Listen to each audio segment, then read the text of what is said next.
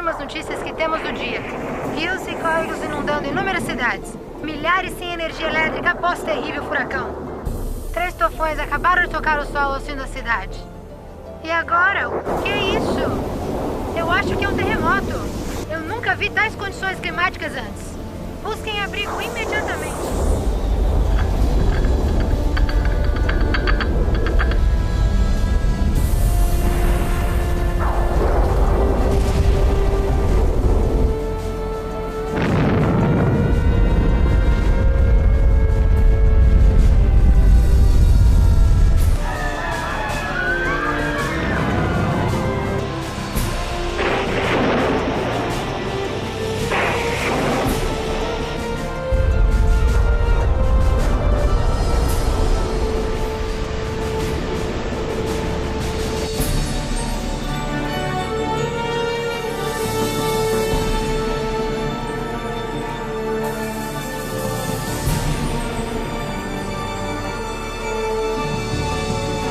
Olha, mamãe, nós todos juntos.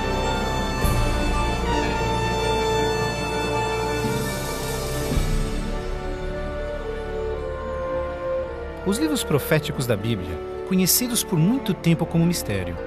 Textos históricos, números antigos, imagens simbólicas. Todos eventos apocalípticos descritos por vir em breve. É realmente possível compreender o seu significado? O que é a marca da besta?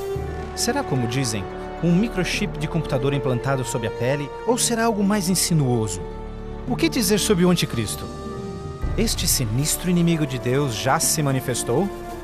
Ou ainda espera nas sombras? Será um ataque terrorista que levará a Terra à tribulação final? Testemunharemos os horrores do Armagedon e as 7 últimas pragas? O que necessitamos saber para evitar ser deixados para trás quando o Senhor voltar? Reconheceremos os últimos dias e saberemos o que nos espera? O que você está pronto a experimentar revelará o que a Bíblia realmente diz sobre o final dos tempos.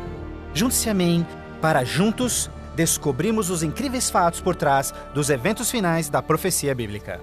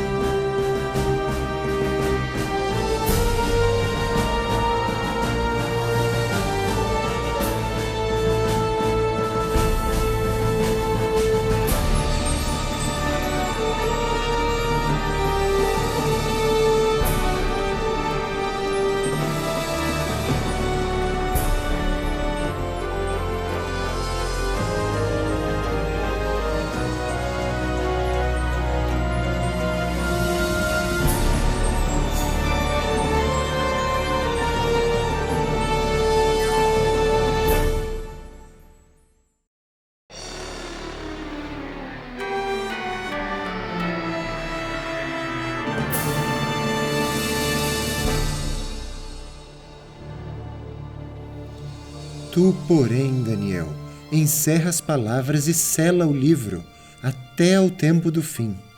Muitos o esquadrinharão, e o saber se multiplicará. O fim do mundo realmente ocorrerá? Se for, quando? Esta é uma das mais importantes e misteriosas perguntas de todos os tempos. O profeta bíblico Daniel predisse claramente que ao final da história do mundo, nós veríamos um aumento dramático no conhecimento. Já aconteceu? Considere, por exemplo, como os meios de transporte mudaram dramaticamente em épocas recentes. Por 60 séculos, o meio mais rápido de transporte foi viajar a cavalo. Agora, viagens que demoravam meses são realizadas em minutos. Em uma geração, a revolução dos computadores trouxe mudanças tão radicais que nossos antepassados jamais imaginariam. Mas numa interpretação mais exata deste verso, é que o conhecimento a respeito dos livros proféticos aumentaria. E como predito, foi isso que aconteceu. Mas as profecias de Daniel não são as únicas na Bíblia que falam dos sinais do tempo do fim. O que mais pode estar escondido dentro dos antigos textos das Escrituras? E certamente ouvireis falar de guerras e rumores de guerras. Vede, não vos assusteis, porque é necessário assim acontecer, mas ainda não é o fim. Porquanto se levantará nação contra nação, reino contra reino, e haverá fomes e terremotos em vários lugares. Porém, tudo isto é o princípio das dores. Qualquer um pode ver em todo o mundo o quanto forças políticas e naturais têm tornado o nosso mundo moderno um lugar perigoso para se viver. Pense nisto. Nos últimos 100 anos, o mundo inteiro enfrentou 2 guerras mundiais, vários outros conflitos, sem mencionar o aumento de ataques terroristas. Além disso, um aumento na taxa de mortalidade em desastres naturais, incluindo terremotos, incêndios, inundações, tornados, tormentas assassinas num clima bizarro, tudo a caminho da destruição final do planeta. Incrivelmente, o apóstolo João profetizou que ao se aproximar o tempo do fim, aumentaria a habilidade do homem em destruir o planeta. Apocalipse 11, verso 18, diz que virá o tempo em que Deus destruirá aqueles que destroem a terra. Está claro que esta previsão foi vividamente cumprida. Por séculos, o homem apenas fazia suas guerras com lanças fumegantes ou seus canhões a pólvora. Hoje, possuem armas devastadoras que podem rapidamente exterminar com a vida no planeta. Fato é que Jesus profetizou que se sua vinda fosse adiada, ninguém sobreviveria. O próprio Cristo nos alertou sobre estes perigos, mas que eles seriam apenas o início do fim. Poderia o homem fazer alguma coisa que pudesse dar início ao tempo do fim? Sabe, porém, isto: nos últimos dias sobrevirão tempos difíceis, pois os homens serão egoístas, avarentos, jactanciosos, arrogantes, blasfemadores, desobedientes aos pais, ingratos, irreverentes, desafeiçoados, implacáveis, caluniadores, sem domínio de si, cruéis, inimigos do bem. Ninguém que haja vivido pelas últimas décadas poderá negar a contínua e espantosa queda moral de nossa sociedade moderna. Cada geração, continuamente, abre o envelope de aceitação comportamental.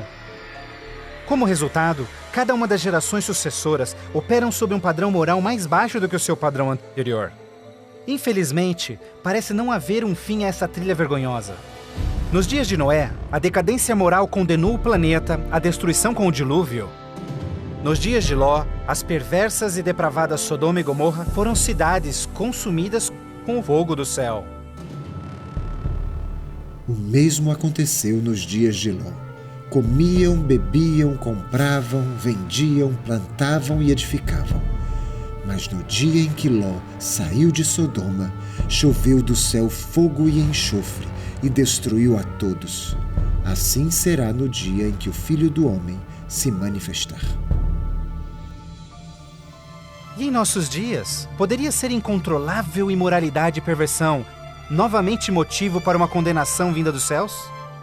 Junto à imoralidade em nossa sociedade decaída, a Bíblia nos alerta que nos últimos dias haveria um dramático crescimento no espiritualismo e no ocultismo.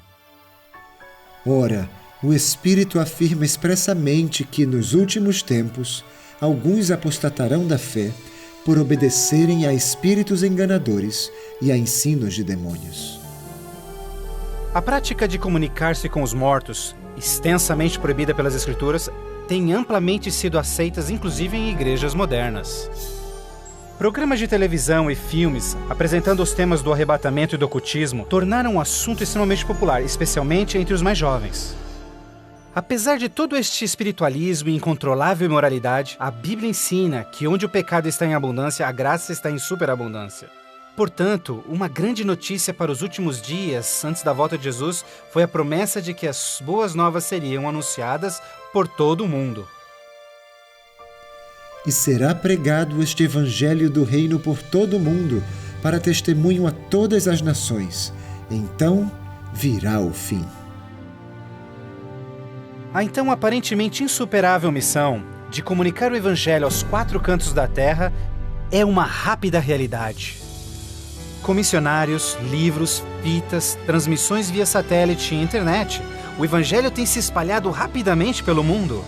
A mensagem da salvação nunca antes foi tão amplamente divulgada como hoje. A Bíblia revela que estamos vivendo, obviamente, nos últimos dias. O aumento da ciência, instabilidade global, declínio moral, um explosivo interesse pelo ocultismo, todos testificam o tempo do fim. Os sinais do fim estão claramente se cumprindo, mas ainda mais, a Bíblia também nos alerta que entre as forças do bem e do mal, em última instância levarão o mundo ao conflito do Armagedon. A qualquer momento, uma crise global sem explicação atingirá todo o planeta, numa crise tão devastadora que o mundo jamais viu. Porque nesse tempo haverá grande tribulação, como desde o princípio do mundo até agora não tem havido e nem haverá jamais. Qual será a catástrofe que dará início à crise final? E quando acontecerá? Poderia ser um devastador ato terrorista? Talvez uma crise econômica internacional? Talvez até um terremoto, um asteroide ou algum outro evento cataclísmico? Talvez um acidente químico ou uma praga biológica mortal? Talvez a combinação de alguns desses acidentes. Mas mesmo a Bíblia não identificando o evento crítico exato, ela revela as dramáticas cenas que se seguem. Mais adiante você compreenderá mais sobre esses surpreendentes, chocantes eventos que muitos cristãos ainda não estão preparados.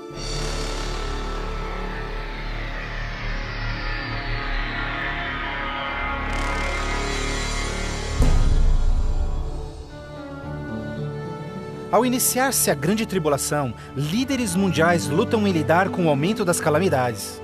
Enquanto isso, verdadeiros cristãos dedicados a Deus experimentam o maravilhoso poder do Espírito Santo. Depois destas coisas, vi descer do céu outro anjo que tinha grande autoridade, e a terra se iluminou com a sua glória. Este grande poder que iluminava o povo de Deus é o próprio Santo Espírito. Em santa confidência, eles testificam de Deus, intervindo pelas igrejas e também chamando os perdidos para Cristo.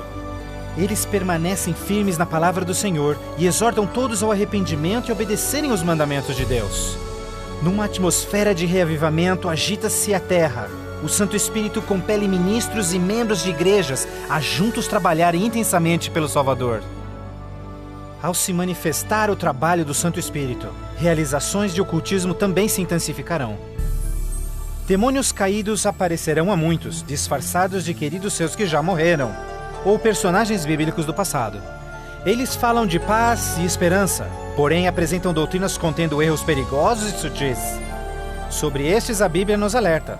Porque eles são espíritos de demônios, operadores de sinais. Como você pode imaginar, estas manifestações supernaturais influenciarão muitos e são poucos os que estão preparados a se opor. A esta altura, famílias e igrejas tornaram-se ineficazes no combate a esta crescente onda de fraqueza global. Em meio a este tumultuado ambiente político e social, as pessoas desesperadamente procuram um caminho para combater esta onda universal de imoralidade. Líderes políticos e religiosos apelam por seus constituintes, pedindo por medidas legais a restauração dos princípios de Deus e a paz na terra. Como resultado desta pressão enganosa, os governantes aprovam leis que conflitam diretamente com as leis de Deus. Mas esta não é a primeira vez que isso acontece na história. Certamente você se recorda da familiar história de Daniel capítulo 3. Quando o rei de Babilônia, Nabucodonosor, ordenou a todos no seu reino que se curvassem e adorassem aquela enorme estátua de ouro que ele construíra. Entretanto, 3 jovens hebreus sabiam que essa ordem estava diretamente em contradição com o segundo mandamento sobre idolatria. Determinados em serem fiéis a Deus, recusaram adorar a estátua. O rei ordena furioso que sejam lançados na fornalha ardente, mas Deus miraculosamente interveio e salvou suas vidas. Depois, a história de Daniel na cova dos leões. Você se recorda do rei da Pérsia criando uma lei que proibia todos de adorarem qualquer deus, senão ele, por 30 dias? Mas Daniel sabia que obedecer esta lei seria uma violação do primeiro mandamento de Deus. Destemidamente, Daniel segue sua vida, orando diariamente a Deus. mesmo colocando sua vida em risco.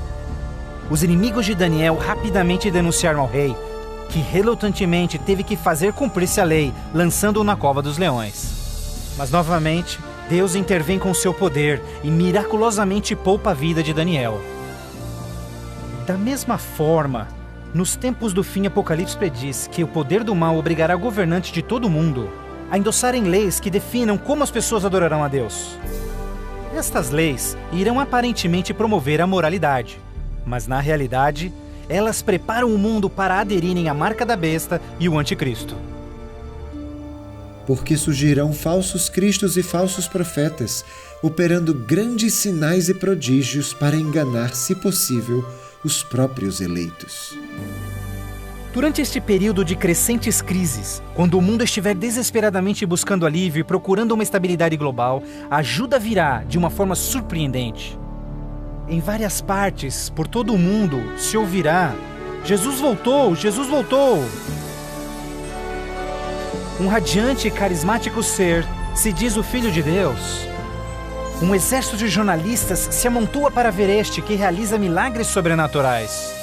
Eles o ouvem repetir as mesmas palavras que Jesus falou nas Escrituras. Este evento será transmitido ao mundo via satélite. Milhões serão enganados com esta aparição, como sendo cumprida a profecia de que todo olho o verá. Inúmeras religiões estão ansiosas na expectativa por um Salvador.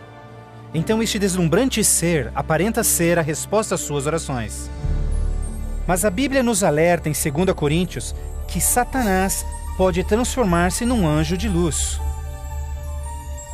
Infelizmente, não será Jesus quem o povo receberá de braços abertos, mas sim Satanás, disfarçado como Filho de Deus.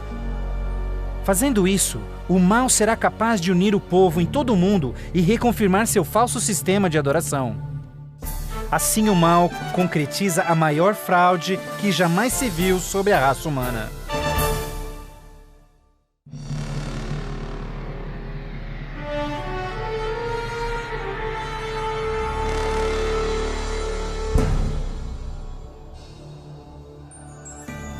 A fraude satânica prova ser uma poderosa e motivadora força para o mundo. Muitos dos líderes espirituais aceitam este grande impostor, bem como o falso sistema de adoração que ele propõe. Com a intensificação das calamidades, líderes religiosos creem que o tempo não mais pode ser desperdiçado em convencer o mundo a aderir às doutrinas desse Messias contraventor. Aqui está a perseverança dos santos, os que guardam os mandamentos de Deus e a fé em Jesus. Nem todos serão enganados. Poucos serão aqueles que entenderão que a Bíblia havia alertado sobre esse incrível enganador, e eles sabem que o objetivo deste falso Messias é desviar o povo dos mandamentos de Deus. Mas essa não é a primeira vez que Satanás se apresenta como anjo de luz. Quando Jesus foi tentado no deserto, Satanás apareceu a ele disfarçado como glorioso mensageiro de Deus. Mas o inimigo de Deus se revelou quando tentou a Jesus em desobedecer a palavra de Deus. Portanto, mais uma vez, usando a mesma tática, o mal tenta enganar o mundo a desobedecer a lei de Deus. Ninguém pode servir a dois senhores, porque ou há de aborrecer-se de um e amar ao outro, ou se devotará a um e desprezará ao outro. O mundo chegou a um momento decisivo em sua história. O falso Cristo e o conflito global estão dividindo o mundo em dois grupos distintos: aqueles que seguem a Bíblia e aqueles que seguem a besta. Ansiedade enche o coração do povo, e religião é o tópico supremo de todas as mentes. Entrevistas no rádio e TV, bem como nas cortes em debates, os verdadeiros seguidores de Deus serão levados diante dos líderes mundiais. Ali apresentarão poderosas e eloquentes razões bíblicas para sua oposição, onde o falso sistema de adoração foi apresentado ao mundo. Os mandamentos de Deus e o que constitui a verdadeira adoração estarão ao centro de cada discussão. Movidos pelo poder do Santo Espírito, compelidos pelo argumento bíblico dos servos de Deus, milhares em todo o mundo converter-se-ão desde suas igrejas sem vida e se posicionarão junto aos impopulares, mas verdadeiros seguidores de Jesus. O que nos resta? Devemos obedecer a Deus ou ao homem, à tradição popular ou à Escritura, dividindo assim o mundo inteiro em dois grupos. De um lado, aqueles que receberam o selo de Deus, e do outro lado, aqueles que receberam o sinal da besta. Continue o injusto fazendo injustiça. Continue o imundo ainda sendo imundo. O justo continue na prática da justiça. E o santo continue a santificar-se. Este texto de Apocalipse antecede o próximo evento em que todo homem, mulher e criança fará sua final decisão a favor ou contra Cristo. Ao lado de Deus estão aqueles que em fé observaram sua palavra, mesmo diante oposição. No outro lado, aqueles que escolheram a religião de tradições humanas. Assim como as portas da Arca de Noé fecharam-se instantes antes do dilúvio, a porta da graça será finalmente fechada para o mundo e a graça de Deus não estará mais disponível para os perdidos. A segunda vinda de Cristo é iminente, mas primeiro, o mundo terá de atravessar as mais devastadoras pragas que jamais sobrevieram sobre a humanidade. Ouvi, vinda do santuário, uma grande voz, dizendo aos 7 anjos: Ide e derramai pela terra as 7 taças da cólera de Deus. Saiu, pois, o primeiro anjo e derramou a sua taça pela terra, e aos homens portadores da marca da besta e adoradores da sua imagem. A esperança começa a ser massacrada quando as 7 pragas do Apocalipse 16 começam a cair no mundo numa sucessão rápida de eventos. Estes serão os mais horríveis flagelos jamais vistos pelo homem. A primeira praga será extremamente dolorosa e provocará desmaios e agonizante sofrimento aos perdidos. Mais 6 devastadoras pragas rapidamente virão. O mar e os rios se tornarão em sangue. O sol terá tal força que provocará queimaduras com sua intensidade. De tal forma, praga após praga virão. O terror reinará, tornando o mundo inteiro prisioneiros do pânico. Durante este período, alguns dos salvos encontrarão abrigo em locais isolados e remotos, onde serão protegidos e mantidos por anjos do Senhor. Outros, lançados em prisões, embora aparentemente abandonados pelo homem, não foram esquecidos por Deus. Os fiéis de Deus estarão protegidos das pragas, da mesma forma como os filhos de Israel foram preservados durante as pragas que caíram no Egito. Neste momento, os salvos passam por um momento de angústia em suas almas. O principal pensamento em suas mentes: estamos em paz com Deus? Finalmente, encontram paz em suas consciências confiando nas promessas de Deus. Irou-se o dragão contra a mulher e foi pelejar com os restantes da sua descendência, os que guardam os mandamentos de Deus e têm o testemunho de Jesus. Persuadidos pelo falso Cristo, os miseráveis perdidos têm como única esperança para alívio das devastadoras pragas a eliminação daqueles que se opõem a eles. Então a decisão é tomada para caçar e exterminar em apenas um dia o povo de Deus que teimosamente apegou-se às Escrituras. Assim sendo, o campo de batalha espiritual tem aqueles que seguem as tradições humanas e adoram a besta contra aqueles que amam a Jesus e obedecem os seus mandamentos. Esta é a batalha final do Armagedon, o mundo perverso que chegou finalmente ao limite da paciência de Deus. E finalmente o momento em que Deus entra em cena para resgatar os seus filhos fiéis.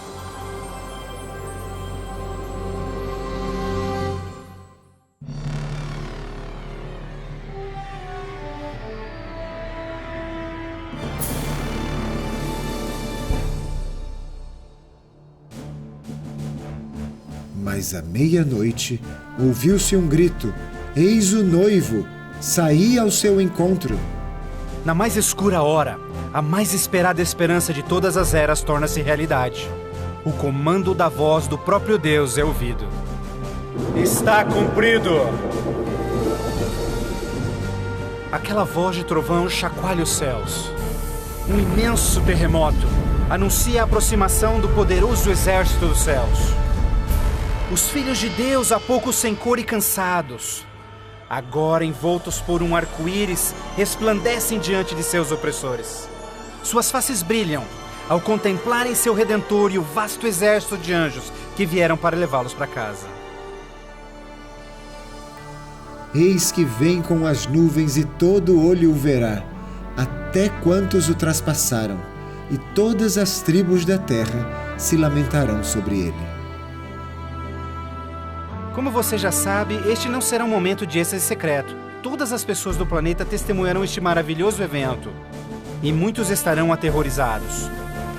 Os ímpios fugirão desesperadamente para rochas e cavernas, tentando em vão esconder-se do santo rei que se aproxima.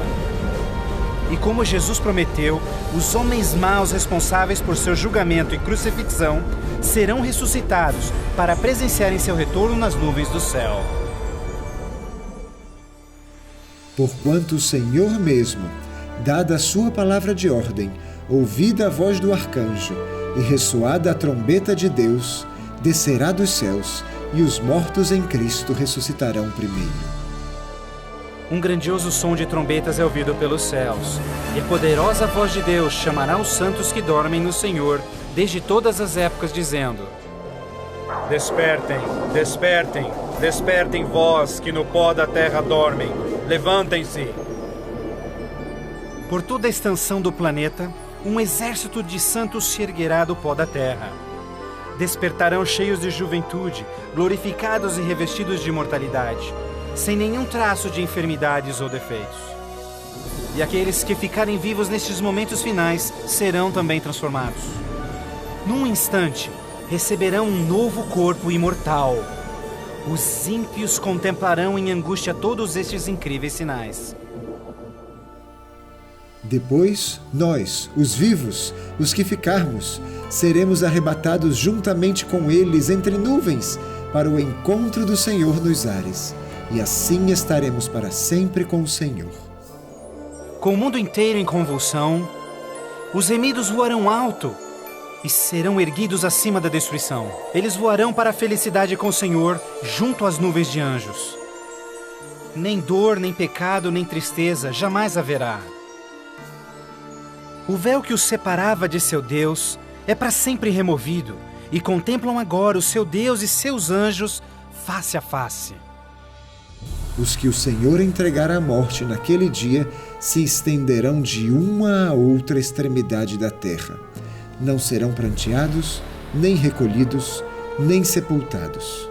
Serão como esterco sobre a face da terra. Aos que ficarem para trás, o caos reinará no planeta. Entre os furacões, os gemidos de demônios, os terremotos, oceanos ferventes, ilhas submersas. Densas e escuras nuvens despejam tempestades gigantescas de granizo. Os ímpios que sobreviverem a essas catástrofes, em breve serão destruídos pela presença da glória de Deus. Seus corpos espalhados pela terra despojada pelos eventos finais. Então, pela primeira vez desde a fundação da Terra, o planeta está completamente abandonado e sem vida.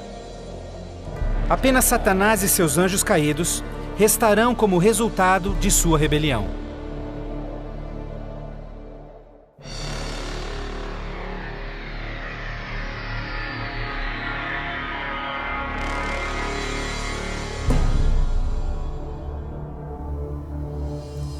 Então vi descer do céu um anjo, tinha na mão a chave do abismo e uma grande corrente.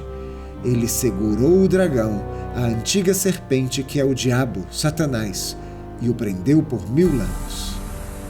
Confinados no mundo que ele arruinou, Satanás e seus anjos ali estarão por 1000 anos. Prisioneiros na escuridão, num planeta vazio e abandonado, só com seus demônios, Satanás apenas poderá esperar e ponderar no dia de sua punição. Por toda parte ele contempla cidades destruídas, florestas queimadas e ossos secos, tudo resultado de sua guerra com os céus. Confinado num vasto abismo, solitário, sem ninguém para tentar ou manipular, ele se torna absolutamente miserável. Vi também tronos, e nestes sentaram-se aqueles aos quais foi dada a autoridade de julgar, e viveram e reinaram com Cristo durante 1000 anos. Enquanto Satanás pensa em seu destino, Os remidos desfrutam sem palavras as alegrias dos céus. Cada um deles conhece então o seu anjo da guarda, que responde a cada uma de suas perguntas sobre as suas vidas.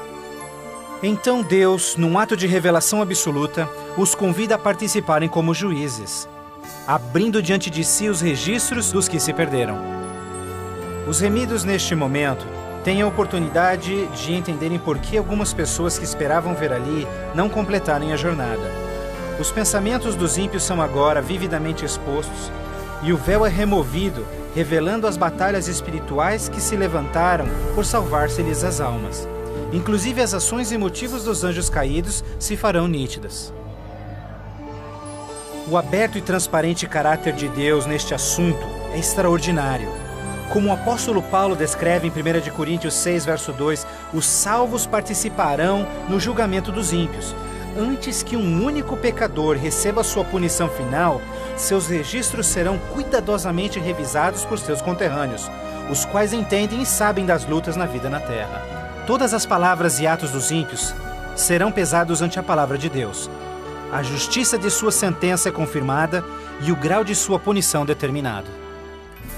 Finalmente, ao final dos 1000 anos, Jesus e os remidos preparam-se para o seu retorno à terra.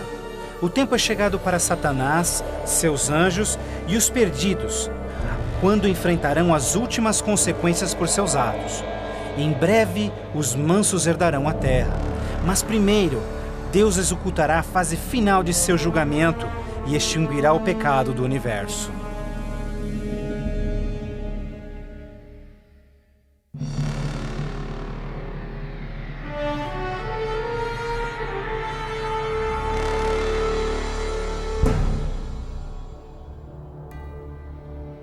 Vi também a cidade santa, a nova Jerusalém, que descia do céu da parte de Deus, ataviada como noiva, adornada para o seu esposo. Após os 1000 anos sabáticos no céu, Cristo e os remidos, com a nova Jerusalém, voltam à terra. Ao se aproximar a cidade do planeta desolado, Jesus comanda que os ímpios voltem à vida desde o pó da terra. Ao seu comando, os ímpios de todas as épocas e lugares ressuscitam, da mesma forma como morreram, e ali estão diante de Deus. Ao Jesus descer, seus pés tocam o Monte das Oliveiras. Um tremendo terremoto abre o monte, transformando-o numa grande planície. Então, a nova Jerusalém, a grande cidade de Deus, desce dos céus e descansa sua estrutura sobre a planície preparada por Deus. Quando, porém, se completarem os 1000 anos, Satanás será solto da sua prisão e sairá a seduzir as nações, a fim de reuni-las para a peleja. Incrivelmente, Satanás consegue iludir seus seguidores mais uma vez e arregimenta-os para capturar a cidade celestial pela força. Generais e homens de guerra de todos os tempos, juntos unem suas habilidades para prepararem-se para o que eles imaginam ser a batalha monumental.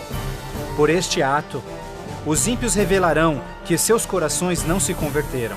Se fosse possível, eles destruiriam a Deus e seu trono e tomariam a cidade santa pela força. Pouco percebem eles que essa guerra fútil já estava perdida mesmo antes de começar. O juízo final chegou. Vi também os mortos, os grandes e os pequenos, postos em pé diante do trono. Então se abriram os livros, e os mortos foram julgados segundo as suas obras, conforme o que se achava escrito nos livros. Subitamente, no alto acima da cidade, o Senhor aparece em seu glorioso trono. Todos os frágeis planos de guerra dos ímpios são imediatamente eliminados. Ao contemplarem a face de Deus, os ímpios dolorosamente tornam-se cientes de cada um de seus pecados. Lembram-se de cada momento em que silenciaram suas consciências, cada vez em que negaram os chamados do Santo Espírito.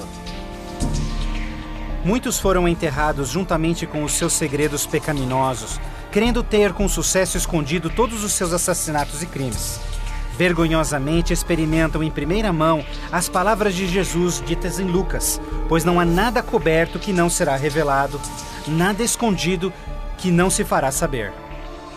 Ao se apresentar diante deles vividamente o panorama de suas vidas, cada ímpio entende completamente que por sua própria livre escolha rejeitaram a salvação. Tragicamente, a paz e alegria dos que estiverem na cidade nunca será desfrutada pelos ímpios. Com sentimento de desespero e sem esperança, são varridos e deixados sem palavras. Os rebeldes não podem negar a justiça de Deus, declarando-se culpados. Em uma só voz clamam: justo e verdadeiro são os teus caminhos, ó Rei dos Santos. E caindo prostrados, eles adoram o Príncipe da Vida. Marcharam então pela superfície da terra e sitiaram o acampamento dos santos e a cidade querida. Desceu, porém, fogo do céu e os consumiu. Finalmente, o tempo de encarar as consequências irreversíveis de suas ações. Sem nenhum aviso, fogo e enxofre caem do céu. A terra se fende e fogo brota desde cavernas subterrâneas. Enquanto o inferno engole os ímpios, os justos estão a salvo e em segurança dentro dos portões da Nova Jerusalém. Cada pecador é punido de acordo com os seus pecados. Os com poucos pecados são destruídos rapidamente, enquanto os culpados de horríveis pecados contra a humanidade sofrerão mais. Satanás, o instigador de todos os pecados, será forçado a sofrer muito mais. Para Deus, a punição dos ímpios é um ato doloroso, mas é algo que a sua justiça demanda. O salário do pecado é a morte. Na cruz, Jesus sofreu a punição final no lugar de todos os que aceitaram o seu sacrifício. Mas, tragicamente, os perdidos rejeitaram este presente e terão de pagar o preço por seus próprios pecados. Pois eis que vem o dia e arde como fornalha. Todos os soberbos e todos os que cometem perversidade serão como restolho. Pisareis os perversos, porque se farão cinzas debaixo das plantas de vossos pés. Ao se esfriarem as cinzas da destruição, os habitantes de todo o universo erguem suas vozes em louvor a Deus, pois o reino de terror de Satanás foi banido para sempre. Assim, com a paz no cosmos eternamente garantida, Deus agora dedica sua atenção à criação de um novo céu e uma nova terra.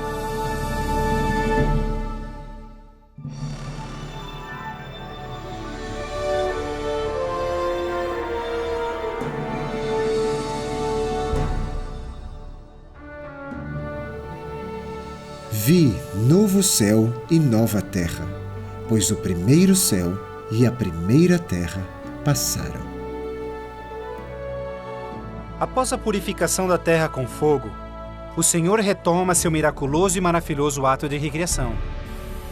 E pelo poder de sua palavra, a terra é restaurada à forma de seu lindo Éden.